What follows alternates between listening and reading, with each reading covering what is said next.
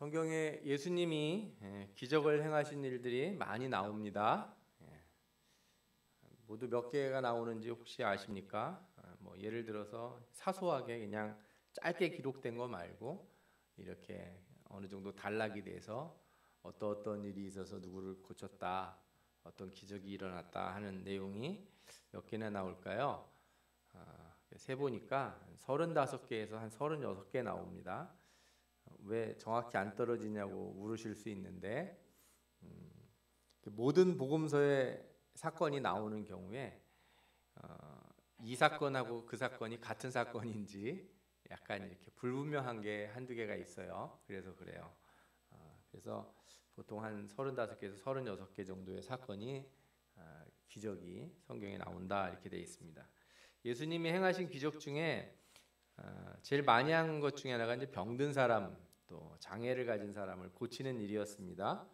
소경을 고치신 일이 한 5번 정도가 나오고 말을 못하거나 듣지 못하는 사람 고치신 일도 4번이나 나옵니다. 나병 환자를 고치신 일은 많을 것 같은데 상대적으로는 그렇게 많지 않더라고요. 2번 정도 나옵니다. 그런데 당시 흔하게 볼 수 있었던 장애 중에 예수님이 고치신 일이 자세하게 기록되지 않은 그런 장애, 그런 질병이 있는데 그것은 어떤 거냐면 걷지 못하는 사람을 고치신 일. 옛날에는 안진뱅이라고 불렸죠. 이 일은 자세하게 기록된 게 없습니다. 짧게 걷지 못하는 자들, 걷기 어려워하는 사람들을 고쳤다는 말씀이 한 절 이렇게 나오는 경우는 있어도 이렇게 어떤 사람을 언제 만나서 무슨 일이 있었고 내 믿음이 너를 구원하였다 이렇게 해가지고 길게 한 적이 없는 것 같아요. 그런데 이 걷지 못하는 장애는 역사적으로 되게 오래된 장애이자 흔하게 볼 수 있었던 장애 중에 하나입니다. 대표적으로 이런 증세를 일으키는 병을 소아마비라고 부르는데 병명에서 알 수 있듯이 대부분 어린 시절에 이 병에 걸립니다. 그래서 소아마비예요. 이 소아마비는 폴리오 바이러스라고 하는 이런 바이러스 세균에 의해서 감염이 되는데 이 병에 걸리면 주로 다리 근육이 마비가 된다고 합니다. 제가 기록을 찾아보니까 예전에는 많이 걸렸는데 1988년에 한 35만 명 정도가 전 세계에서 감염이 됐대요. 이 병에 심하게 걸리면 이제 하체 마비가 오고 그러면 다리가 휘어요 이렇게. 그리고 바싹 마르죠. 발육이 좋지 않아서 성인이 되어도 기능을 거의 못하는 경우를 보게 됩니다. 근데 백신이 개발이 돼서요 점차 환자 수가 줄었고 2019년에는 전 세계적으로 175명만이 자연적으로 이 병에 걸렸다고 합니다. 현재는 대부분 국가에서 이 병은 퇴치되었다 이렇게 보고 있고요. 아주 드물게 보고가 되나 봐요. 예를 들어서 파키스탄이나 아프가니스탄 같은 일부 국가에서만 이 병이 아직도 조금 남아있다 이런 보고가 있습니다. 제가 어렸을 때는 이 병에 걸린 사람들을 주변에서 곧잘 봤습니다. 여러분도 아마 보신 기억이 있으실 거예요. 그런데 아마 2000년 전으로 상황을 되돌려보면 이런 병으로 인해서 걷지 못하는 사람은 꽤 많았을 것이고 또 심한 장애를 가진 사람은 아예 이렇게 뭐라 그럴까요? 부축하는 이런 지팡이라든지 이런 걸 사용하고서도 걸을 수 없는 정도의 상태를 가진 사람이 많았을 겁니다. 그래서 이런 장애를 가지면 경제 활동이 어려워지니까 다른 사람 도움 없이는 살 수 없겠죠. 극단적으로 구걸을 하면서 살게가 됩니다. 참 뭐라 그럴까요? 안타까워요. 그런 분들을 길에서 예전에 모란 시장 같은 데서 이렇게 보게 되는데 참 마음이 안타깝다 이런 생각이 듭니다. 오늘 본문에 나오는 사람도 걷지 못하는 장애를 가졌습니다. 그런 이유로 성전 미문 앞에서 구걸을 하고 있어요. 아무래도 성전에 올라가는 사람들 앞에서 구걸을 하면 그래도 하나님 앞에 기도하러 가는 사람들이니 조금이라도 이렇게 적선을 하지 않겠습니까? 성경에는 이 사람이 나면서부터 걷지 못하는 사람이라고 되어 있는데 나중에 여러분들이 아시다시피 다리가 나와서 걷게 되잖아요. 그러니까 다리가 없는 사람이 아니고 아마 소아마비였을 가능성이 되게 높아 보여요. 근데 뭐 당신은 소아마비라는 병이라는 것도 잘 몰랐겠죠. 왜냐하면 이 병이 알려진 게 17세기 정도라고 하니까 그 예전에는 그냥 거의 아기였을 때 걸리면 아이가 못 걷나 보다 이렇게 생각을 했을 거예요. 그가 여러 문들 중에서 미문이라고 하는 곳 앞에서 구걸을 하는데 이 미문은 성전의 동편에 위치한 문입니다. 역사가 요세푸스에 의하면 이 문이 고린도 건축 양식을 따라서 아름답게 지어졌다고 해서 미문입니다. 말 그대로 아름다운 문 이런 뜻이에요. 혹은 황금문이라고 이렇게 불려지기도 합니다. 동편에는 문이 두 개가 있는데 하나는 이 미문이고 다른 하나는 예수님이 38년 된 병자를 고쳤던 양문이에요. 양이 다니는 문. 근데 그 양문은 이제 사자의 문이라고 불리기도 하죠. 이 두 문이 동쪽에 있어요. 오늘 본문에서 베드로하고 요한이 기도하러 성전에 오다가 이 나면서 다리를 쓰지 못하고 걷지 못하는 사람을 보게 됩니다. 구걸하는 것을 보고 돈을 주지는 않고 예수 그리스도의 이름을 주기로 합니다. 그리고 일어나 걸으라 이렇게 명령을 했더니 이 사람 다리에 힘이 생기고 그죠? 생기가 돌아서 일어나 걷게 된 겁니다. 그래서 많은 사람들이 몰려들고 베드로하고 요한이 예수님을 증거하는 그런 일이 시작이 됩니다. 이 일은 예수님의 제자들이 성령을 받은 후 나타난 아마 첫 번째 기적이었던 것 같습니다.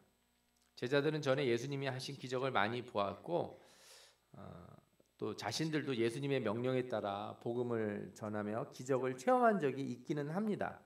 여러분들이 기억하실지 모르는데 예수님이 70명의 제자들을 짝을 지어서 여러 마을에 보내면서 전도를 하라고 이렇게 합니다. 그때 제자들이 돌아와서 뭐라고 그러냐면 이렇게 나와요. 누가복음 10장에 나오는데 70인이 기뻐하며 돌아와 이르되 주여 주의 이름이면 귀신들도 우리에게 항복하더이다. 이렇게 얘기하니까 예수님께서 뭐라고 그러셨냐면 사탄이 하늘로부터 번개같이 떨어지는 것을 내가 보았노라 이렇게 말씀하세요. 또 요한복음 14장에 보면 나를 믿는 자는 나의 하는 일을 저도 할 것이요 또한 이보다 더 큰 것도 하리라 이런 말씀도 하셨어요. 그러나 예수님이 계실 때 기적을 행한다든가 또 그 기적의 자리에 같이 있는 것과 달리 지금은 예수님이 없지 않습니까? 성령이 임하셔서 하게 된 거니까 아마 전혀 다른 느낌이 되었을 거예요. 그러면 이런 기적은 도대체 무슨 목적이 있었던 건가 이렇게 생각해 보게 됩니다. 제자들이 하게 된 기적은 사람을 고치는데 근본적인 목적이 있는 것은 아니에요. 이 기적은 다 예수님의 증인이 되게 하려고 하는 하나님의 뜻이 담겨져 있습니다. 그래서 이 사건을 보면 이 걷지 못하는 자가 걷게 된 것이 핵심이 아니에요. 사실 이 걷지 못하는 자는 자신의 입으로 예수님을 믿는다라고 한다든지 주여 나를 도와주소서 이렇게 아니면 선생님들 나를 살려주세요 이렇게 말한 적이 없습니다. 예수님이 그래서 병을 고쳐주실 때처럼 여러분들이 잘 아신 대로 내 믿음이 너를 구원하였다 이런 말씀이 나오질 않아요. 한마디로 말해서 구걸하고 있는데 베드로하고 요한이 다짜고짜 병을 고쳐준 거죠. 그러나 이 일을 통해서 베드로는 주변에 몰려든 사람들에게 예수님을 증언할 수 있는 그런 계기가 생깁니다. 베드로가 이렇게 얘기합니다.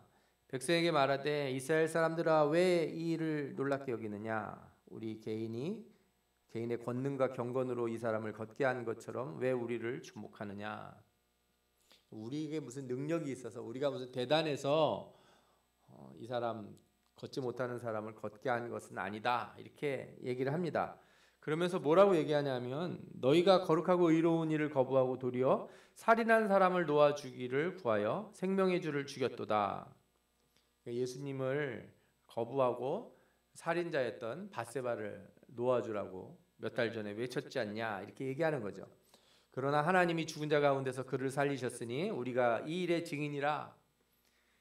그래서 기적은 그 기적 자체가 핵심이 아니라 예수님을 증언하는 계기가 되는 게 더 중요하다는 거예요.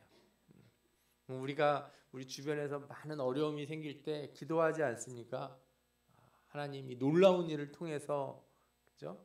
뭐 예를 들면 병에 걸린 사람이 병이 낫는다든지, 사업에 어려움이 겪은 사람이 사업이 풀린다든지 할 때 주님 기적을 베풀어 주옵소서 이렇게 기도를 하는데, 중요한 건 그 기적이 일어나는 게 아니고 그 일을 통해서 예수 그리스도를 증언하는 일, 주님을 고백하는 일, 주의 죽으심과 부활을 증언하는 것, 이것이 더 중요한 일이라는 거예요. 그래서 성령의 능력은 그 기적 그 자체가 아닙니다.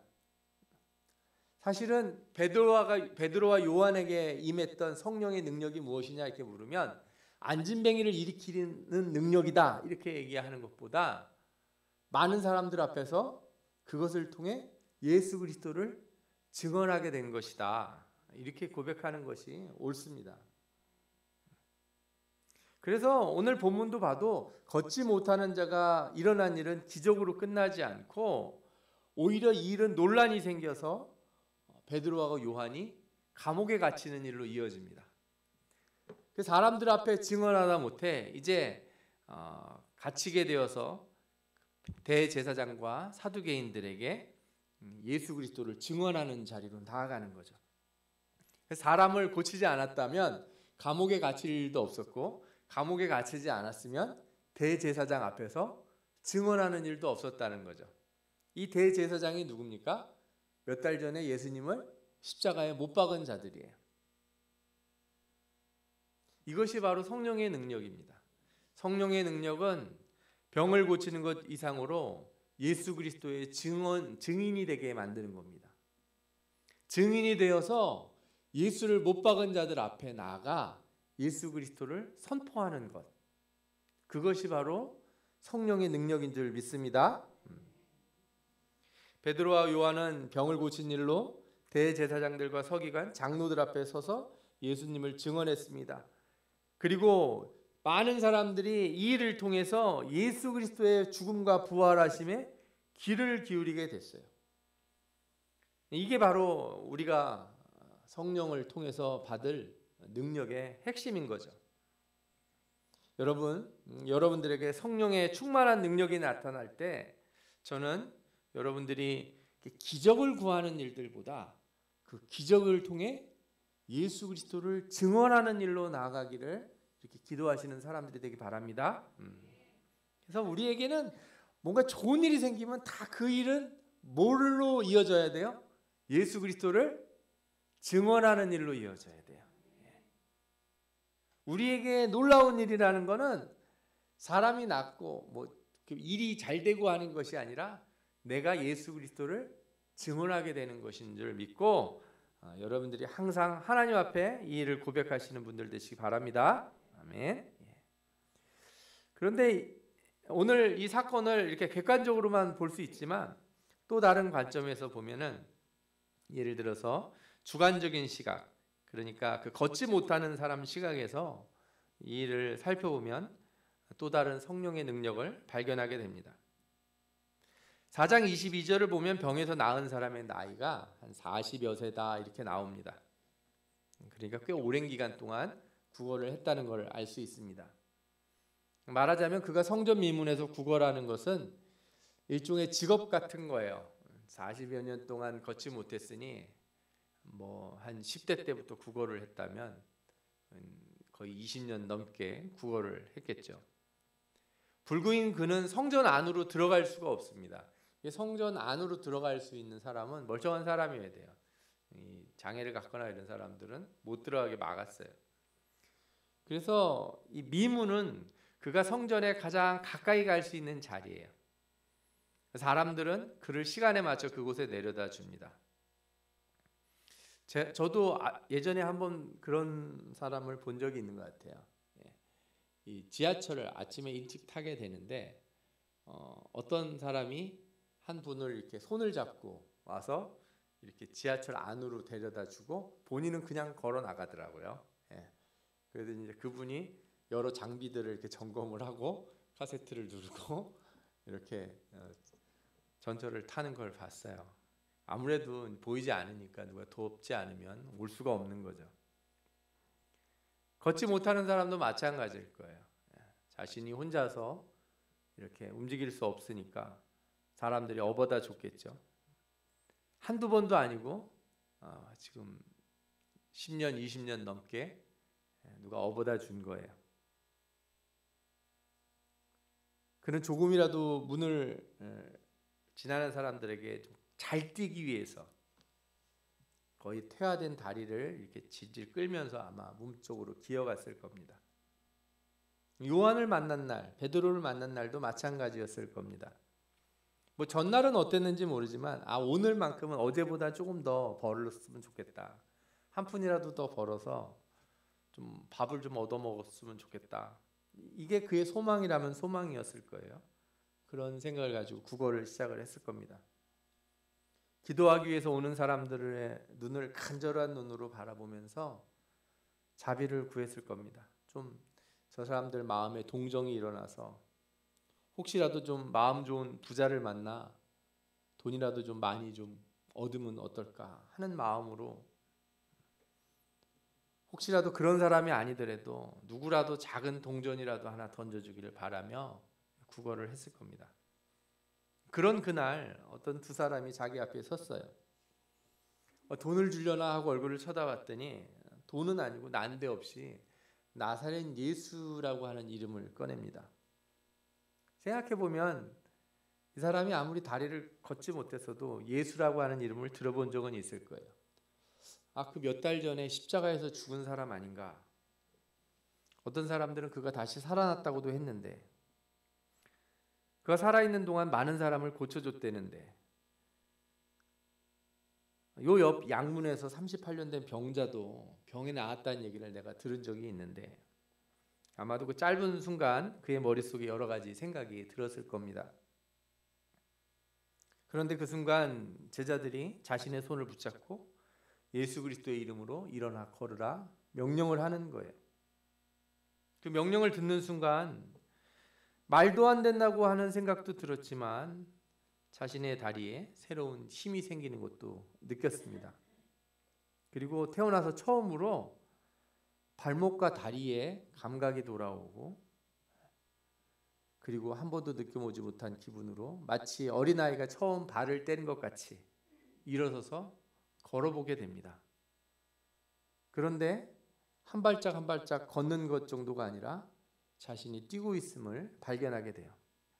너무 놀라서 하나님께 영광을 돌리고 자신을 일으켜 세운 베드로하고 요한을 끌어안고 웁니다. 막 웅성거리는 소리가 들렸겠죠. 사람들이 막 몰려듭니다.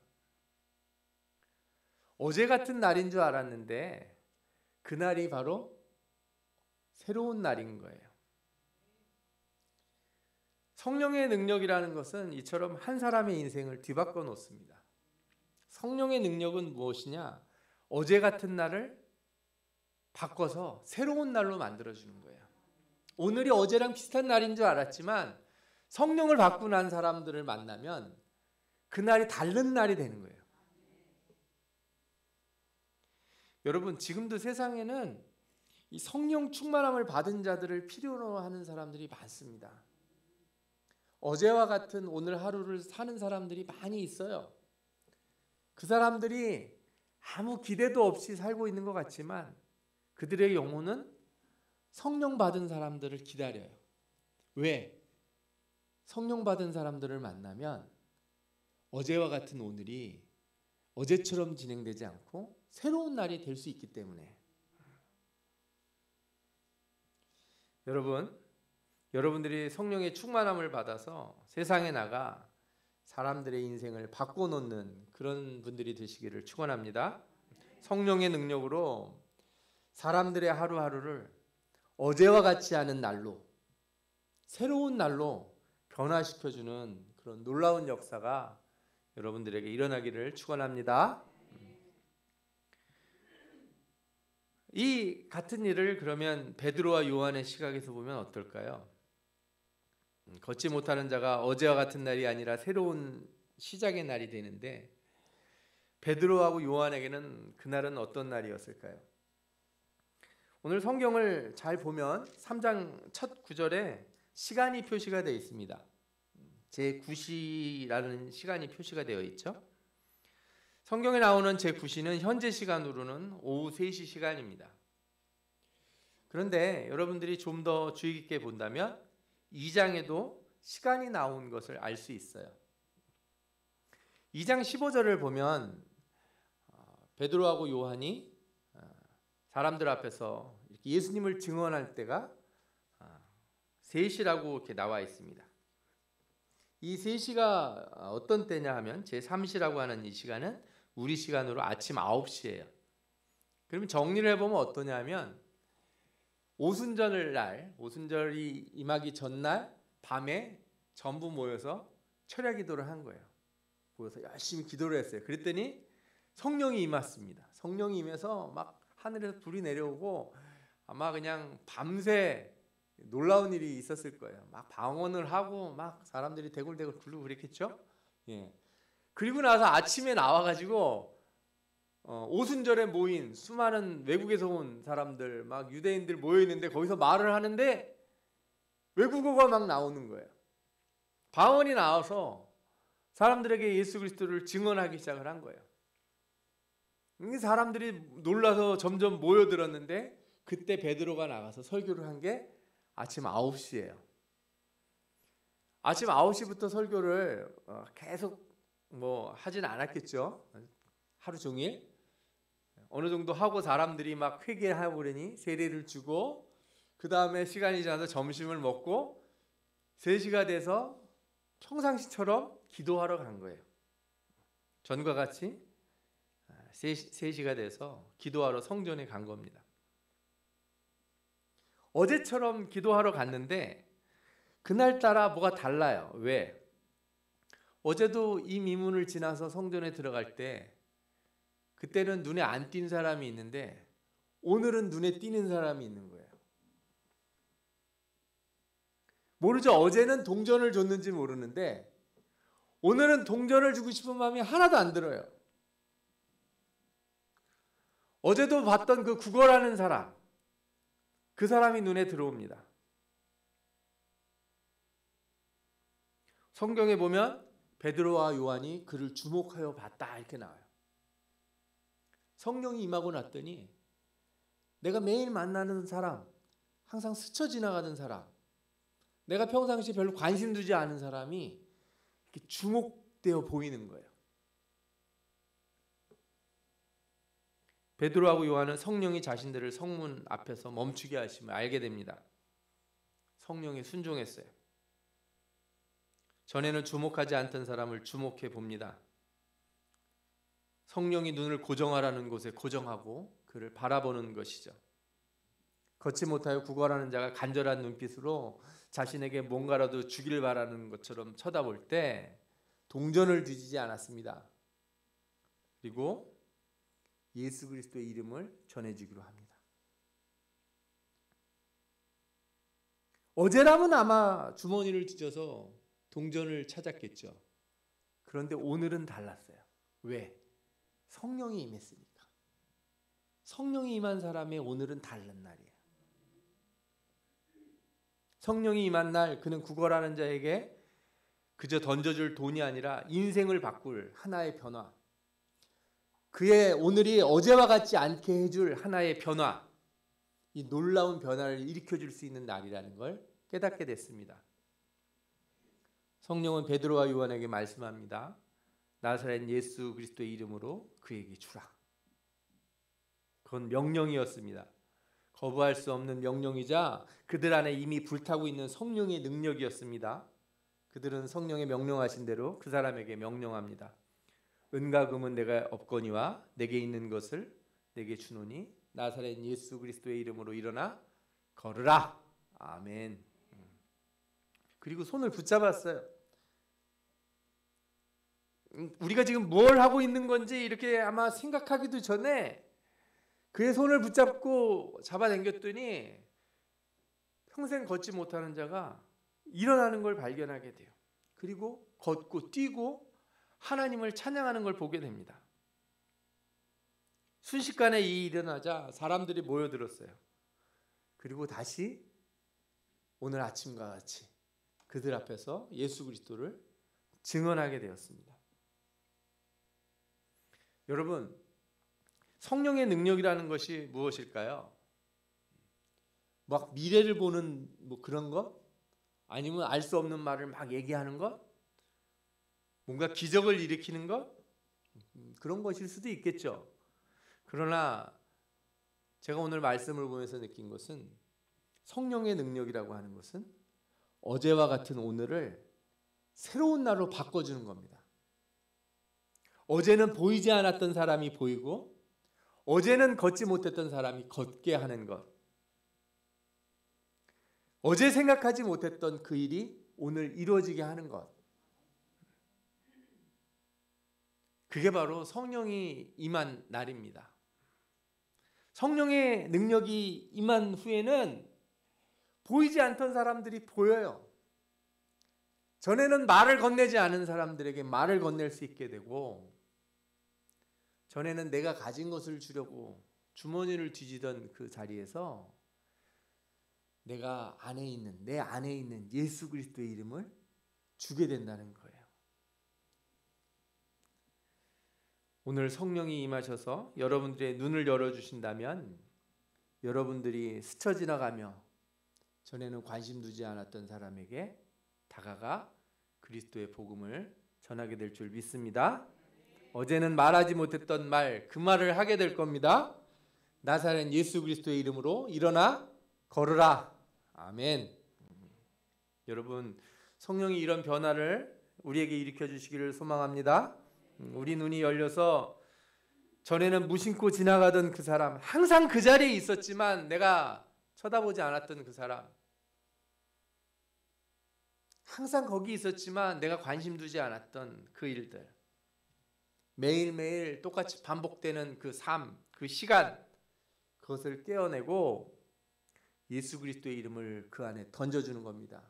폭탄처럼 예수 그리스도의 이름이 들어가 그의 인생을 뒤바꿔 놓고 오늘이 어제와 같은 날이 아니라 새로 시작하는 날로 만들어주는 이런 놀라운 역사가 일어나게 될 줄 믿습니다. 여러분들이 이제 여러분들 주변에서 이런 분들을 만나게 될 줄 믿습니다. 여러분들의 성령의 능력으로 예수 그리스도의 이름을 증언하며 그들의 영혼에 생명이 돌고 새 힘이 들어가 일어나게 만들어주는 그런 놀라운 역사의 증인들이 다 될 줄 믿습니다. 아멘. 우리 이 시간에 함께 기도하겠습니다. 주님, 성령의 능력으로